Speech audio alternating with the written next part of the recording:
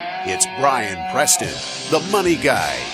I think if you ask me what's the biggest thing that drives success is a mindset of deferred gratification. And this thing echoes through other people who are really successful at motivating people. You know, we're in the backyard of Dave Ramsey and others. And Dave has a saying where he says, live like no one else so you can live like no one else in the future. And what he's really referring to, and it's something we talk about constantly, is this deferred gratification, that every dollar you put away today or everything you put off now, whether it's investing, taking your time, because time is a resource too, and investing for the future by studying, bettering yourself, that stuff usually pays off exponentially in the future. And I wanted to bring this back so in case there are 14-year-olds listening, I grew up playing games. Okay. And it's not, I'm not talking about, because board games like Monopoly apply under this concept, Sure. but, and this is going to show my age, but there's games that were on social media like Facebook, like Farmville, Mob Boss, and other things.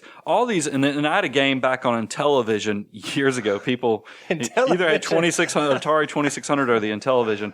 I had a game called Utopia where all these strategy games are basically built up to where you're supposed to be in charge of your direction, and it really applies nicely to life.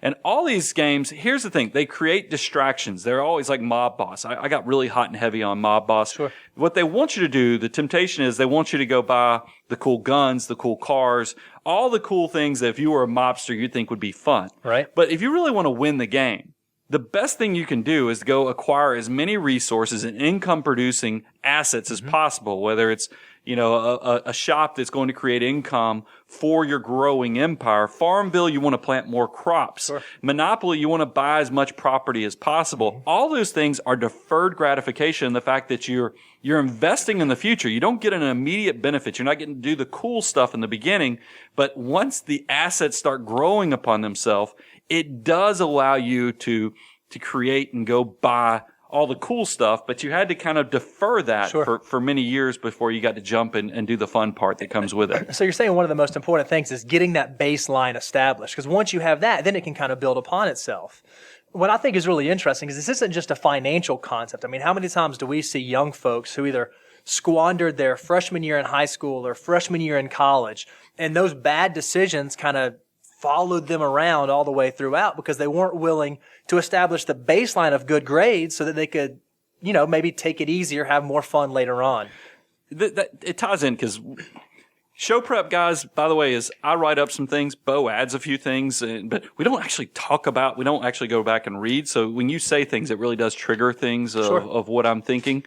And I was in college, and this ties into what you're saying, and I love that my daughter's going to see this, is that because I think it's easy to look back and say, life looks easy now. It is, because once you start, there's this snowball effect and this building of critical mass. Sure. I think that's really where, once you reach a certain level, things look easy. Yep. But here, there are decisions. Our life is really a culmination of a bunch of different splits in the road, forks in the road, and you choose your path. You know, when we listened to Kevin Hart's autobiography, he talked about that. And I think that is a key thing.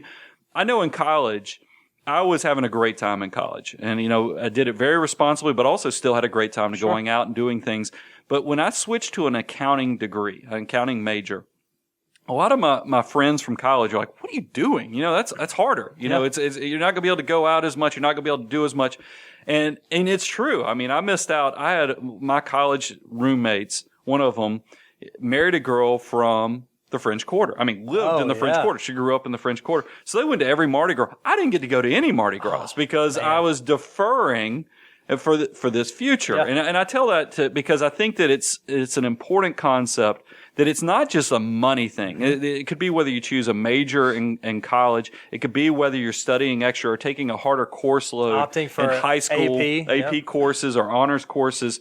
All that stuff really does lead you towards your journey on success. And I think that's deferred gratification goes so deep. It's not just a financial concept.